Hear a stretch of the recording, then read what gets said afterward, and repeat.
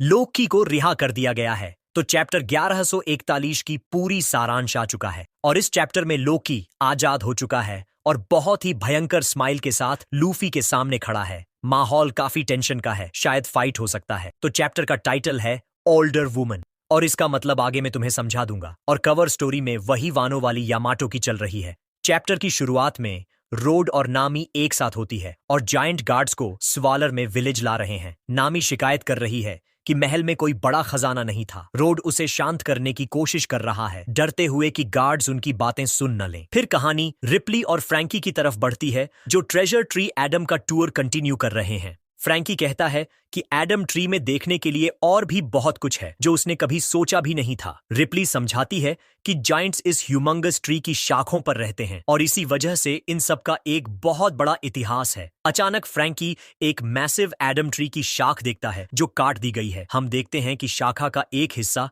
अभी भी Adam tree से जुड़ा हुआ है। फ्रैंकी, वो ये क्या है? रिप्ली, एक बार इस शाखा पर हॉगन नाम का एक गांव था। एक दिन बिजली ने गांव पर हमला किया, इसे आग लगा दी। इन प्राचीन शाखों के साथ ये बात है कि जब ये जलती हैं तो आग नहीं बुझती। दूसरी शाखों तक आग फैलने से रोकने के लिए हमें पूरी शाखा को काटना पड़ा, साथ ही उस पर जलते हुए गांव को भी। फ्रैंकी बोलता है, ये तो मुश्किल होगा। एडम जितना प्रसिद्ध है, मुझे लगता है ये कुछ अनिवार्य है जब एक पेड़ पुराना हो जाता है। अगेन रिप्ली बोलती है, हम कह सकते हैं बिजली और आग एल्बाप्श की सिर्फ कमजोरियां हैं। अब वेस्टर्न विलेज में कट होता है। नामी पार्टी में वापस आ गई है और वो एक ड्रंक ऊसॉप से बात कर रही है। ऊसॉप ढंग से बोल भी नहीं पा रहा होता है। वो नामी से पूछता है कि वो कहाँ थी और लूफी और जोरो कहाँ हैं। नामी बोलती है, मुझे नहीं पता, शायद एल्बाफ एक्सप्लोर कर रहे हैं। ऊसॉप बोलता है, समझ गया, ये अच्छा है। जोरुल उनके टेबल पर आता है जहां नामी और ऊसॉप हैं। ऊसॉप, हे जोरुल, हमारी जीनियस नेविगेटर को देखो। जोरुल,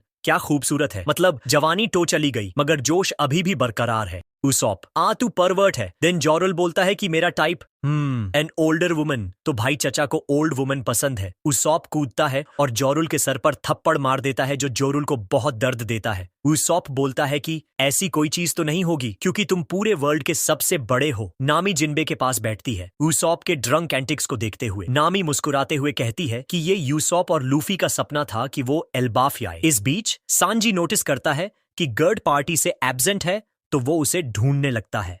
अब हम रोड की तरफ बढ़ते हैं जो गर्ड के लिए जायंट गार्ड्स को ले जा रहा है ताकि वो उनका इलाज कर सके। गर्ड उससे पूछने की कोशिश करती है कि क्या हुआ, लेकिन रोड उससे सच छुपाने की कोशिश करती है कि इन गार्ड्स का हालत ऐसा किसने किया। अंत में गर्ड रोड की पिटाई कर देती है एलोल। अब सीन लूफी और जोरो की तरफ कट होता है। वो अंडरवर्ल्ड में हैं और लोकी को लगभग डेथ डोर में पाते हैं। लूफी चेन खोलने की कोशिश करता है लेकिन ये सी प्रिज्म स्टोन से बनी हुई है, इसलिए जब वो इसे छू लेता है तो वो कमजोर हो जाता है। जोरो और लूफी के बीच झगड़ा होता है। जोरो कहता है कि लोकी को अभी छोड़ना सुरक्षित नहीं है, उसे पहले लोकी से बात करनी होगी ताकि ये पता किया जा सके कि वो किस प्रकार का व्यक्ति है। जोरो लोकी के पास जाता है और उसकी चोट पर पैर मार देता है। लोकी दर्द से चीख उठता है। जोरो, ठीक है, तो ये चोट नकली नहीं है। लूफी, वो लगभग मर गया है। जोरो, अगर वो मर गया तो ये उसकी किस्मत का फैसला होगा। लूफी, यार तुम कितने मीन हो। फिर जोरो अग्री करता है चेन्स को छोड़ने पर, लेकिन वो लोकी के एंकल पर एक कफ इंटैक्ट रखेगा। लूफी कहता है कि वो चॉपर को लाने जाएगा, लेकिन क्योंकि आउल लाइब्रेरी बहुत दूर है उन्हें विलेज का डॉक्टर लाना चाहिए। जब लूफी विलेज जाने वाला होता है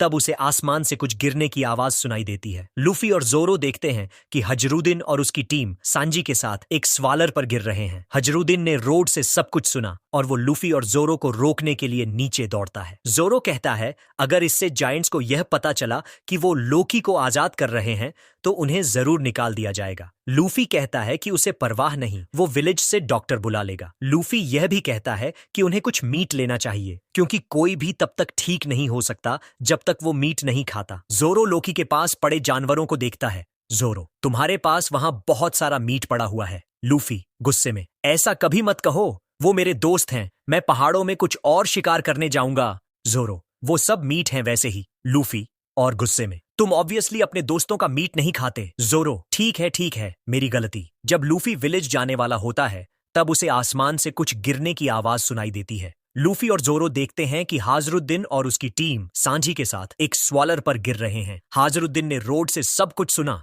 और वो लूफी और जोरो को रोकने के लिए नीचे दौड़ता है, लेकिन क्योंकि वो इतनी जल्दी में थे हजरुद्दीन की क्रू ने नॉर्मल एलिवेटर नहीं लिया और स्वालर पर नीचे आए।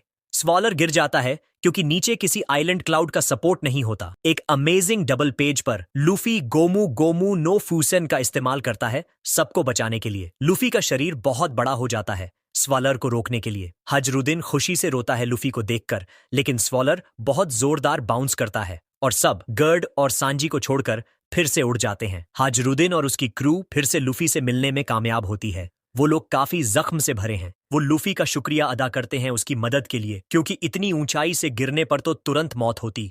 फिर हजरुद्दीन लूफी से कहता है कि वो लोकी को आजाद न करे। हजरुद्दीन, प्लीज स्ट्रॉ हैट, अपने फैसले पर दोबारा गौर करो कि लोकी को आजाद कर रहे हो। तुम्हें लोकी पर भरोसा नहीं करना चाहिए। वो चतुर और क्रूअल है, वो बुरा है, एक ऐसा विलन जो सुधारने लायक नहीं है। हम उसे तब से जानते हैं जब वो सिर्फ एक छोटा लड़का था। अगर उसने तुम्हें कुछ अच्छा कहा तो वो बिना किसी शक के सिर्फ एक चाल है। वो एक सिनिस्टर आदमी है जो कल अपने दोस्त को मारने में भी हिचकिचाता नहीं। वो दुनिया का दुश्मन है। हजरुद्दीन, हाँ जोरो, थोड़ा लेट हो गए हो इस बात के लिए।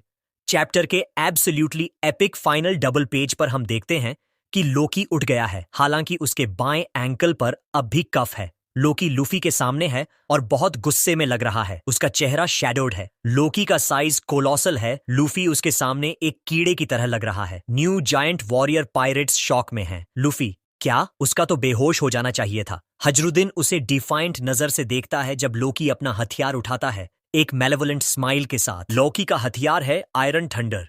एंड इसी के साथ यह चैप्टर यहाँ पे खत्म हो जाता है। तो तुम्हें क्या लगता है, क्या हमें लूफी वर्सेस लोकी देखने को मिलेगा कि नहीं? If you like the video, then make sure subscribe our channel.